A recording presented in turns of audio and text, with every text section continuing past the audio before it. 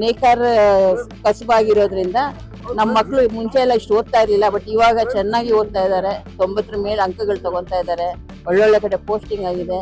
ಇವಾಗ ಪ್ರಸನ್ನ ಕುಮಾರ್ ಅಂತ ಒಬ್ರು ಸ್ಪೆಷಲ್ ಪಬ್ಲಿಕ್ ಪ್ರಾಸಿಕ್ಯೂಟರ್ ಆಗಿದ್ದಾರೆ. ಆಮೇಲೆ ಒಳ್ಳೊಳ್ಳೆ ಪೋಸ್ಟ್ ತಗೊತಾ ಇದ್ದಾರೆ. ಆಮೇಲೆ ಫಾರಿನ್ಗಳಿಗೂ ಹೋಗ್ತಾ ಇದ್ದಾರೆ. ಚೆನ್ನಾಗಿ ಉದ್ಧಾರ ಆಗ್ತಾ ಇದ್ದಾರೆ ಈ ಎಜುಕೇಶನ್ ಇಂದ. ಹಾಗಾಗಿ ಎಲ್ಲರ ಆಶೀರ್ವಾದ ನಮ್ಮ ಮೇಲೆ ಇರಲಿ ಅಂತ ಕೇಳ್ತೀವಿ.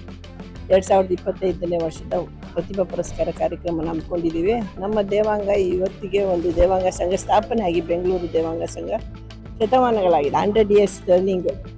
ಈಗ ನಮ್ಮದು ಅದು ಮುಂದಿನ ಜನವರಿ 4ನೇ ತಾರೀಕು ಅರಮನೆ ಮೈದಾನದಲ್ಲಿ ಗಾಯತ್ರಿ ವಿಹಾರದಲ್ಲಿ ನಮ್ಮದು ಒಂದು ಶತಮಾನೋತ್ಸವ ಕಾರ್ಯಕ್ರಮ ಹಮ್ಮಿಕೊಂಡಿದ್ದೀವಿ. ಇದು ನಾವು ರೆಗ್ಯುಲರ್ ಆಗಿ ಮಾಡುವಂಥ ಕಾರ್ಯಕ್ರಮ.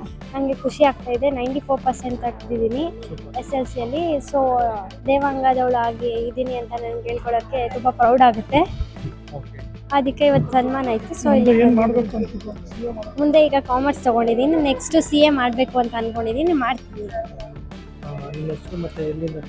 ನನ್ನ ಹೆಸರು ತೋಷಿಬಾ ಅಂತ. ನಾನು ಬ್ಯಾಂಗ್ಳೂರಿಂದ ಬಂದೆ.